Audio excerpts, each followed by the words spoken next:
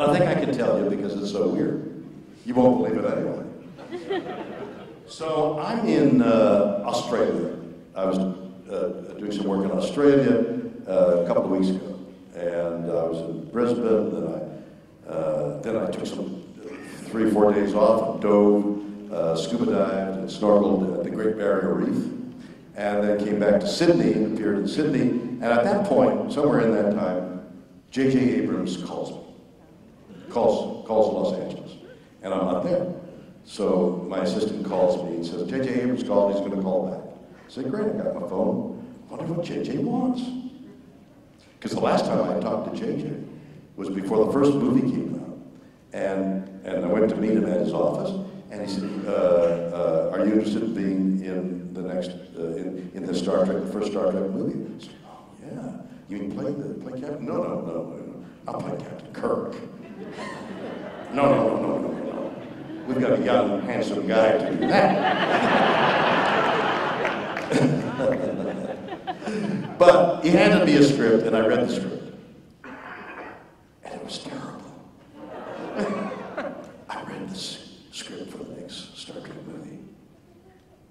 And it's like telling somebody, you know that little cute baby you got there? It's the ugliest thing I've ever seen. You know, how do you say it to a mother? Look at my baby, it's the sweetest little baby. That's the ugliest baby I've ever seen. You don't dare say that. So I couldn't say that to JJ. This is the worst script I've ever read, and it's the next Star Trek movie, the beginning of the whole, it's awful. Turned out it wasn't the script at all. He had handed out, he wanted, I don't know quite what he was doing, he was assessing whether people were interested in being in the movie, and handing them a script that they must have been a dummy script, because the next script was pretty darn good. The final movie was really good. But it wasn't this script that I read. So now I get this call, and he's going to call back. And a week and a half goes by, and he never calls back.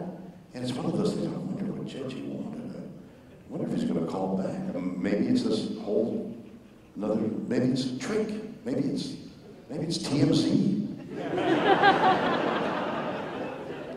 Maybe they'd be that cruel. So he calls, and he says, he's in London, shooting. Guess what he's shooting? Yeah, the other one. Star Wars. He said, I'm calling Bill because the director of Star Trek, the next movie, has had an idea where you might be involved. So I'm calling to find out whether you'd be interested. I said, interested? Oh, yeah. I said, as long as if it's meaningful, because when Spock was in that first movie, I said to Leonard, you know you're old when you go back in time and you're still old.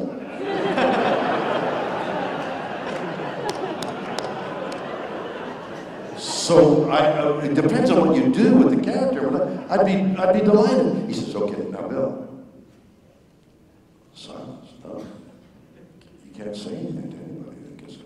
I said, JJ, I won't even tell my wife. I won't tell anybody. Hey, I think he wants me to be up. No, I wouldn't do that, JJ.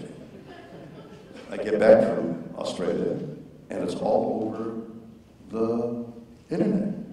That the director had held an interview and said they wanted Shatner and Nimoy to be in the next movie. I thought, I bet you JJ's frothing at the mouth at this point. So the news is out that they have an idea that they want Leonard and myself. They might want Leonard and myself in it. But I'd love to do it. But how do you get me 50 years later into the movie? I mean, how do you ration? I know it's science fiction, but even I couldn't come up with an idea. So that's the news on that. Yeah.